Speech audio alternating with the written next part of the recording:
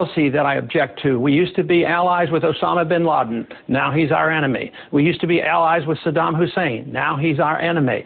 This on again, off again thing is what bothers me. We are back with presidential candidate Ron Paul. He is with us for a full hour. If you watch my program quite often or listen to it, for the last year or so I've been on a book that I told every American to read, The 5,000-Year Leap. It is the words of the Founding Fathers. If we don't find our way back to the Constitution soon, we are in real trouble. With that being said, we are facing things our Founding Fathers could have never, ever imagined, even 727. I don't think they could have imagined at the time. I wanted to have Ron Paul on for a full hour because he's got some pretty controversial things to say on foreign policies, et cetera, et cetera. But when you state them in 20-second sound bites, you really, it looks ridiculous. It really does. So I want him to be able to have the time to expand on them. So, Dr. Paul, let's start here. I have a problem with us being in bed with dirtbags. I think Saudi Arabia is an evil country run by evil people, and I don't understand why we embrace the enemy of our enemy as our friend. I think in many ways we've taught them we don't stand for anything, so why not? However, how do we get out? If I understand it, your idea is just unplug from the Middle East. Yeah, how do we do that? We just went in.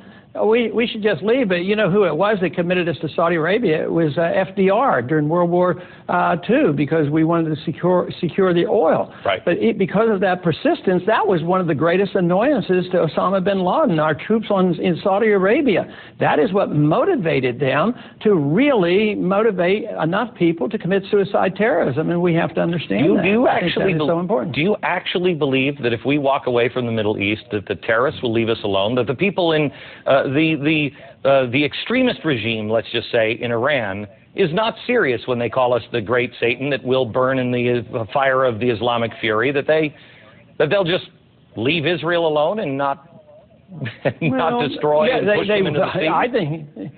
I think they will, because they're scared to death of Israel. It would be more powerful if we weren't holding them back. I mean, nobody's going to touch Israel. They have 300 nuclear weapons, and we restrain them when they want to settle their disputes on their border. We restrain them when they want to have peace treaties or deal with the Arab League. So I would say they'd be much stronger. So you're saying that we actually hurt Israel by being their friend? We should have no foreign aid to Israel at all. If Israel asked for our help, should we be involved?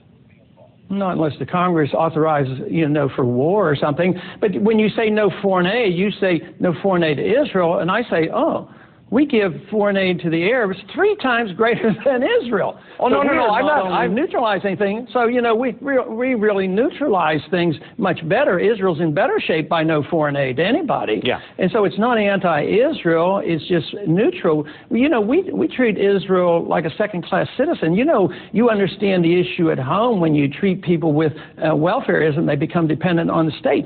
Israel's dependent on us, for economic means. We send them these billions of dollars. And then they depend on this. They say, well, we don't like Iran. You go fight our battles. You bomb Iran for us. And they become dependent on us. I think you're mistaken there. I think we're holding Israel back from bombing Iran. I don't think well, yeah, that is my point. Okay. If Iran wants to do it, if Iran wants to do, Israel wants to do it, we hold them back. So they lose their sovereignty to us because they become dependent on us. And just like I don't like to lose our sovereignty to the United Nations, Israel has become subservient to us, and I think we should protect their sovereignty and respect their sovereignty as much as I want our sovereignty to be respected. There is a global movement within Islam that would like to see. I mean, I'll show you the pictures of it. I've met with the people here in New York City, and I detail them in a book that I just put out, where I show the pictures of the Islamic jihadist flag flying over the White House in a website. They have every intention of taking this country and turning it over to Sharia law. Are you really serious? Do you believe that this is just about us being over in Saudi Arabia, in the Middle East? Yeah.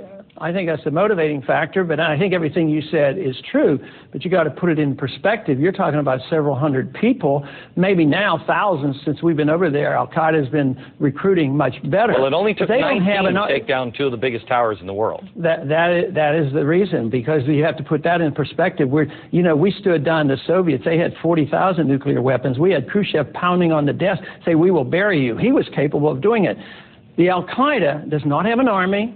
They don't have a navy. They don't have intercontinental ballistic missiles. They don't have weapons of mass destruction. They don't have a country. They're very, very weak people in that sense. But they have determination. The determination comes from being provoked, and they have to have some reason to galvanize enough hatred to come here and do what they have done. So, no, it's not going to be, if I bring the troops home overnight, it's not going to eliminate what has been going on for quite a few decades. But I'll tell you what, it's going to be a lot better. And if we think that they only come here because we're free and prosperous, we will never solve this problem. We are going to be under threat, because if let's say the fighting quits in Iraq, and we keep those 14 bases and an embassy as big as the Vatican, and think that won't annoy that people, it will be a thorn in their side, and we will be under as much threat. We are an easy target over there, and they're quite satisfied for killing Americans in Iraq. Okay, but if we no longer are an easy target, they'll come back here. That is what my fear is. So, Dr. Paul, honestly, before September 11th, I didn't care about the Middle East. They've been fighting for 5,000 years. They could have all fallen into a giant sinkhole. I don't care. However, things are different now because of, honestly, a lot of the, this ridiculous oil argument that we have, that we can't get the oil and the energy from our own property and take the oil and the energy and make even nuclear power that we need here in the United States. So we're finding ourselves dependent on these people. So if you can't drill it here, if you can't find it here, if you can't, create your own energy because it's so bad for the environment, what choice do we have? Well, do what you think is a good idea. Become energy independent by drilling here and taking care of our own fuel problems and have alternative fuels. Would you drill in the? Would you drill in the Anwar? Sure, I voted for that. Would you drill offshore if we had to? Yeah, but I would do this with cooperation with the states, because the states should have something to say about this. Sure. In federal water, along Texas, we drill a lot down there, and it's a great fishing grounds. Would you, as the federal government, because everybody is freaked, would you say, you know what, I'm going to give you a loan guarantee if the United States government starts to make hurdles that you can't pass? If you're a power company that says, I want to build a nuclear power plant, but I don't trust you guys. I'm going to put all this money out, and then you're going to change all the rules on me, and then I'm going to be stuck for the money. Would you give a loan guarantee to those power companies so they would be willing to put out all that money?